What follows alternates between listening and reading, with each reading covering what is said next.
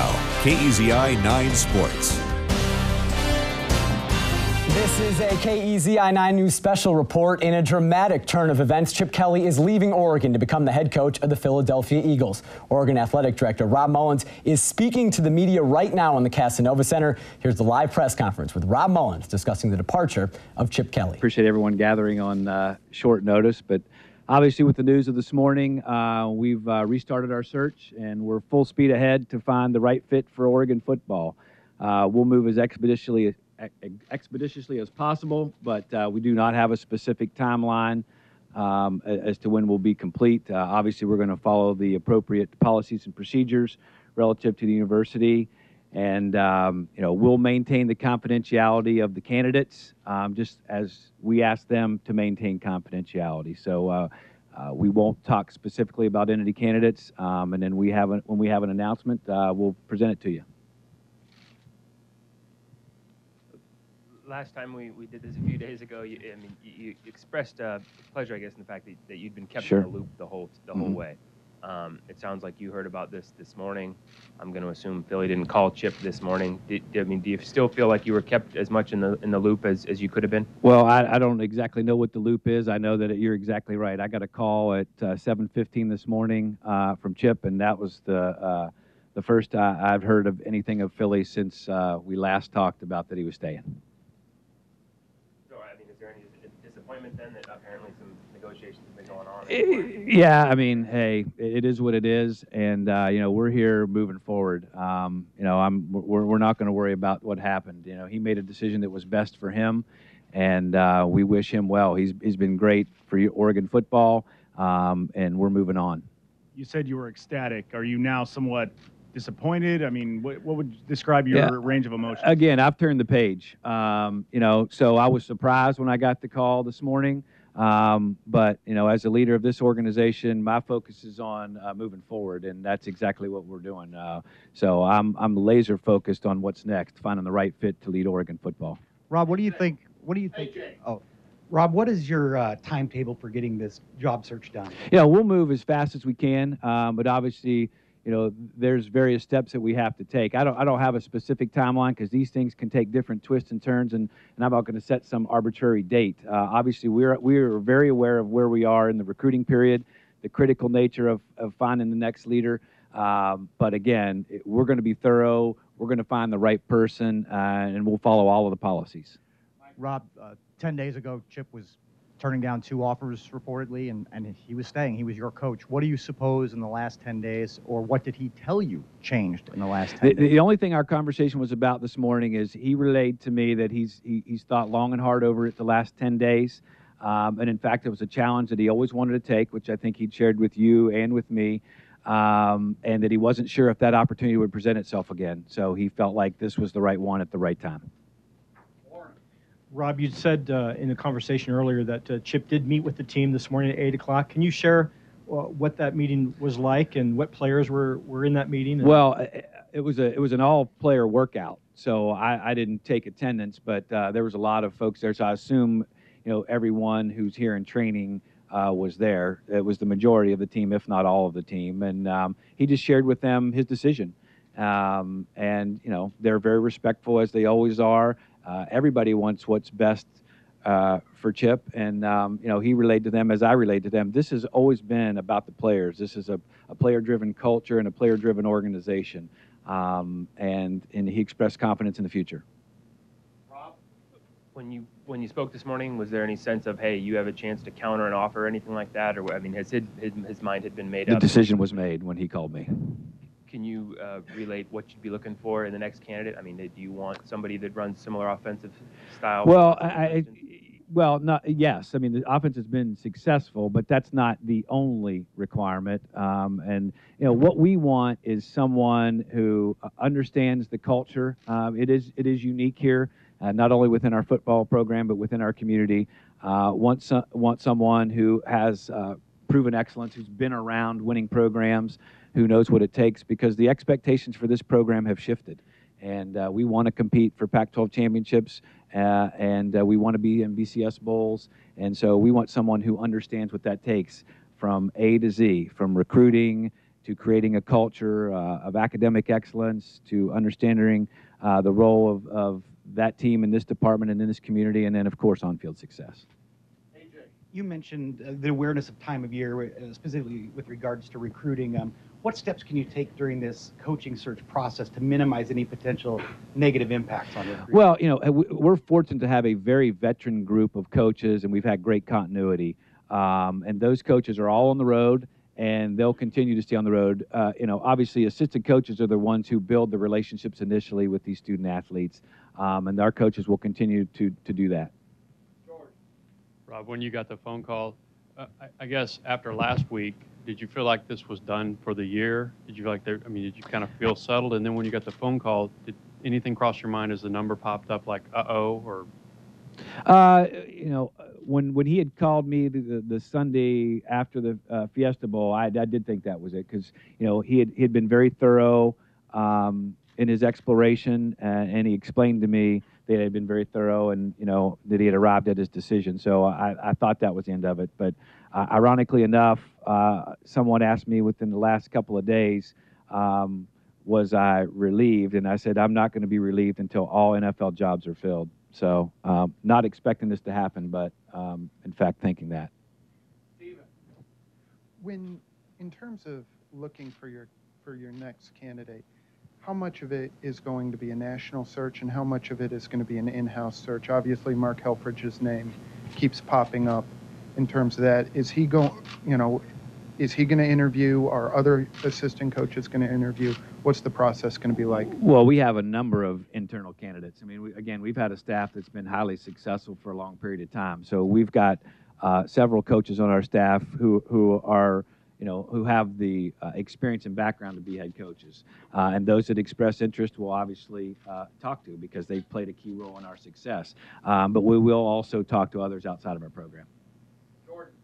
You mentioned the assistant coaches and moving forward. Has there been any indication or discussion of coaches going with him, like Coach Az? No, I mean, obviously there's speculation, but I'm not aware of anything specific yet. I think you talked last week too, but with all the speculation and you said Chip had obviously kept you in the loop building up to the Fiesta Bowl. I mean, do you feel like you have a head start on all this already? I mean, absolutely. We had already done a lot of groundwork. We had already really started the process with knowing, in fact, that Chip was going to be talking to the Eagles, Bills, and Browns while in Phoenix. So we had geared up our process. Obviously, we shut it down, but it's easy to click right back on. To be clear, prior to today in the conversation that you had with Coach Kelly this morning, was the last time that you spoke with Coach Kelly, was that the Sunday when he informed you? Well, no, we work in the same department, so we talked other times, but that was the last time we had spoken about NFL, yes. Rob, how concerned are you now with the continuity of the program going forward? As everyone knows, it's been it's kind of transpired over the years. Sure. One thing passed to the other, and how important is that to you as you make this big decision? It's extremely important to me because it has played a key role, but it's not the only factor. So it's something, these are complex, and so there's a lot of factors, a lot of variables that'll weigh in. It won't be the only one, but it's one that we will give serious consideration. Jerry. Yes. Were you contacted by any other head coaches from around the country interested, even when the rumors were that Chip might be leaving, and now that he is leaving? Have you had any contact today? No, I have not had anyone. No, I have not had any head coaches contact me directly. I've gotten plenty of search firms that have contacted me. Michael. Rob, are you, to a much lesser degree, relieved that this is over now and it's not something you're going to have to worry about next year and going forward? Because it seemed like it would be a yearly occurrence with Chip. Yeah, I don't think in those terms. Again, if it's where Chip's heart is, if Chip's heart's in the NFL, then that's where he belongs. He's been great for the University of Oregon. I've enjoyed working with him. I have great respect for him as a person, as a coach. And my focus is on making sure that the University of Oregon gets the next great leader of the football program. Rob Mosley? You mentioned search firms. Do you retain one? No, Do you guys not handle yet. it yourselves? Let me say, not yet. Do you plan to? Not at this point, but again, I wouldn't rule anything out. And do you name an interim coach? No, we have we have a very veteran staff with a set organizational structure. It's very efficient and very effective. So we have an offensive coordinator and defensive coordinator who manage each side. If there's something that was needed in the interim that they couldn't figure out collectively, I'm sure I could offer assistance. AJ. Last time there was a change in coaches here at University of Oregon, there was a succession plan in place. Now with the new state law, you can't necessarily do it like that, or you can't do it like that. And you said you're not going to. Would you have considered that were it not for the state law saying you need to interview certain people? The policies and procedures are what they are. So I haven't spent any time thinking about what I would do if they weren't in place. Obviously, we're going to follow them, and we are where we are, and we understand the path, and we're gonna have a clear process. How will the decision to hire someone be made? Will it be made solely by you? Will it be a bunch of people involved, coaches involved? Will it be someone who has to maintain a lot of the staff? How will you make that decision? Well, I mean, obviously, we're going to involve other people. I'm going to make a lot of calls. I already have made a lot of calls. I've talked to a lot of people. But at the end of the day, I'll have a recommendation that I'll share with the president. What was the second part of the question? Okay. We know how loyal Chip Kelly is. Did he put in a plug for anybody on his way out the door like Mark Helfrich? No, he didn't put any specific plug. I mean, he was very clear that he thinks we have the best staff in college football, and that there were multiple qualified candidates within the staff, but he didn't put in a specific plug. Has he done that in the past? No. Warren. Rob, to the extent that you can you talk about the buyout process? We've heard terms or numbers of $3.5 million. Do you expect to hear from the Eagles? How does that work? I mean, there is a buyout clause in the contract, and I don't know whether it'll be managed by the Eagles or by the coach. I mean, our contract is with the coach, and the obligation rests with the coach. So, it's a very specific term. So, it's really on the coach. Again, the clause is very specific that it's paid over the term of the remaining term of the contract. Yeah, so if you get the contract, it lays it out. Stephen Alexander, Rob, obviously you're dealing right now with some NCAA issues and sanctions and that sort of thing. Do you expect that to at all affect the search for a new coach? No, I don't. The fact that this school has gone from Coach Brooks, Coach Bellotti, Coach Kelly so smoothly and efficient, does it make Coach Helfrich a clubhouse leader at the very least? I don't think there's any leader. Obviously, as we've talked about, the two previous successions that you've talked about, as well as the continuity on the staff and the number of veterans that we've had that have contributed to the growth and the solid foundation that we sit on today. Of course, we're going to have internal candidates, but we don't have a leader in the clubhouse. Trying to avoid some chaos, please just wait for the microphone gets your way. Tom Ward. Rob, you mentioned that you have a unique situation here. Everything's unique, the football program, the athletic department. Do you risk to some extent sort of blowing that up if you go out and hire someone who doesn't know Mark Helfrich, doesn't know Nick Aliotti, those kinds of things? Well, I mean, hey, there's risk in all of this, and we're going to take all the information we can to make the best decision that we can. And our focus is making sure that we continue on the path that we've been, which is conference championships and BCS bowl games. So, we'll weigh a lot of factors. And again, continuity will matter. Style of play will matter. Past success will matter. All those things will weigh in. So basically what I'm hearing is, despite what has been reported in the last couple of weeks about a succession plan, that you're not just going through the motions, that you are going to be searching for someone. There is no candidate who has... We will be interviewing multiple candidates, yes. One other question. Follow up. Obviously, this would just as a possible criteria for choosing someone in-house, if you did, would you be up to making a poll of the current players just to see what their feeling is on who they would like? I know that's not obviously the input of players matters, but will we be running a poll? No, we're not looking for a popularity vote.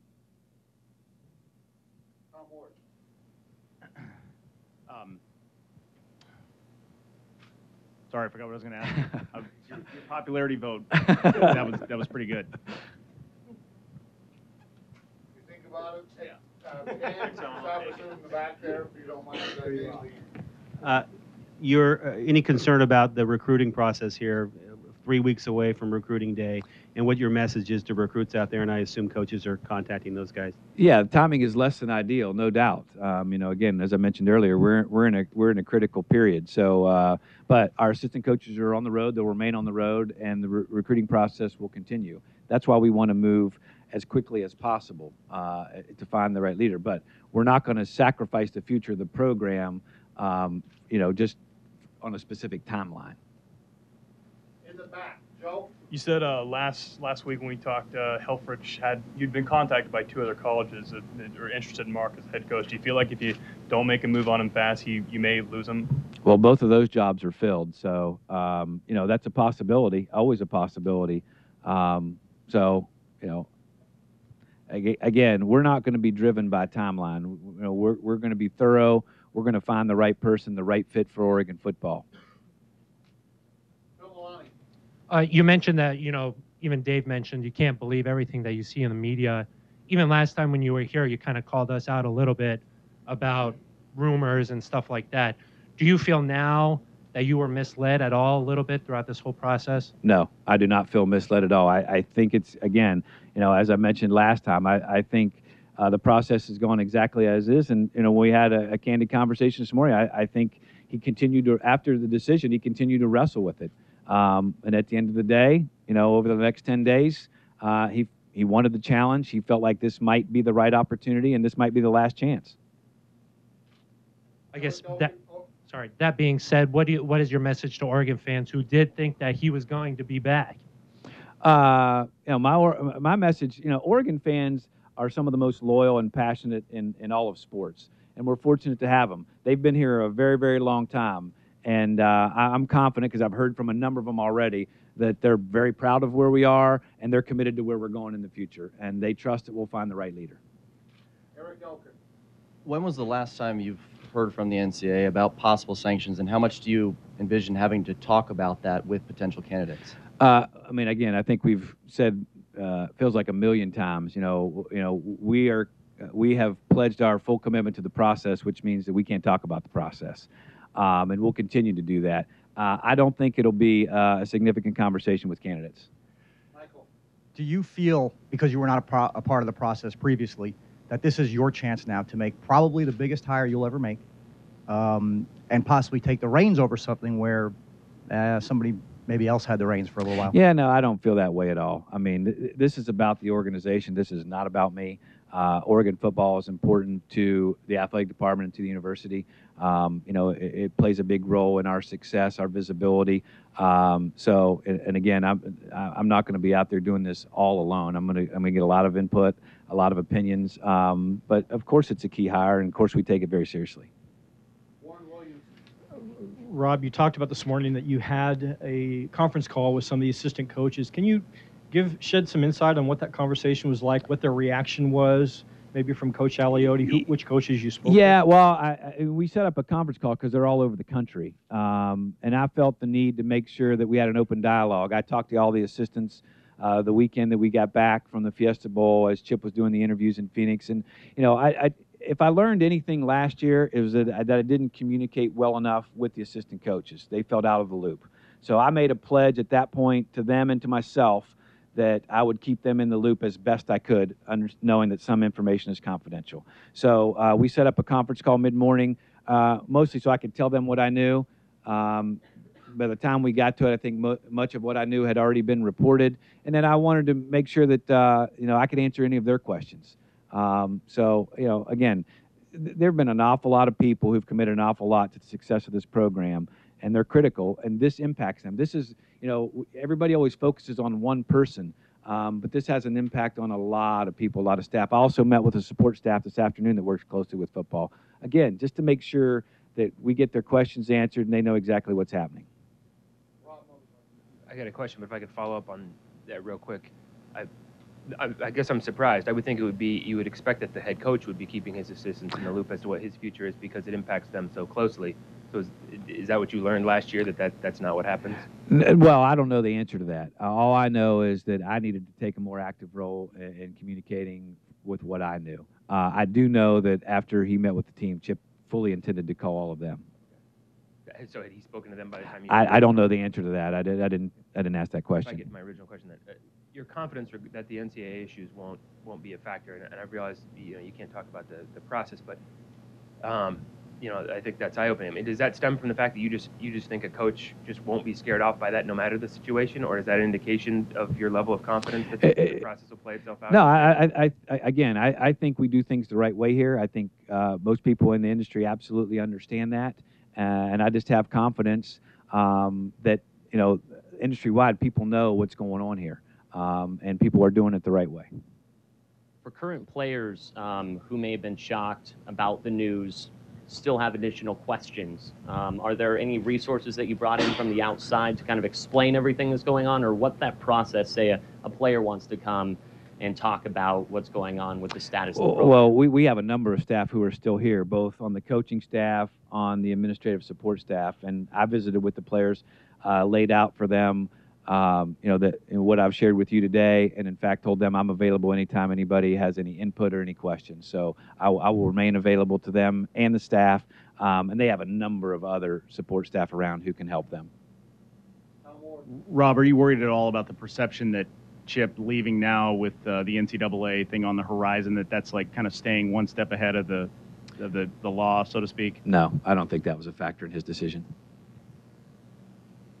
What sort of timetable will the new coach have to maintain Chip Kelly's success that he's had over the last 3 years, like a number of years, or?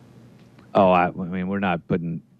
You're asking me what I'm already going to require the next head coach to do? Yeah, like how long until he's able to do what he's already done? Yeah, I'm not thinking about that today. Are you allowed to talk to potential candidates about the NCAA situation? No, I'll be very restricted in what I can share. Yes.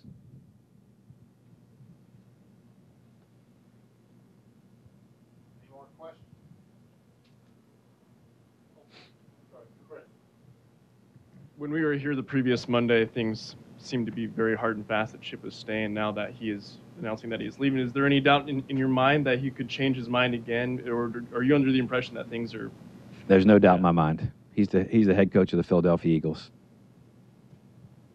Any other questions? Jerry? Well, knowing that he was considering the Eagles, a few weeks ago, did you have any conversations with any of the current assistants, and did any of them express that they did want to throw their hat in the ring if, in the event that happened? And can you say how many, if any? As I mentioned the last time, when the process was going on, I talked to every assistant coach over the weekend. I'm not going to disclose the details of those conversations, but I think it's fair to say that we'll have a few that are interested in the position. Forgetting for a second, if you can, the 46 wins, the 12-win seasons, the BCS games.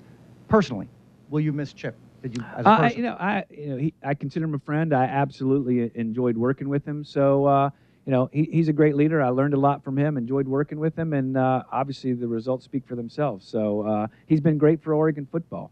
He was handed a great situation, and he left it in a better place. And now our job is to find the next person to take it to the next level.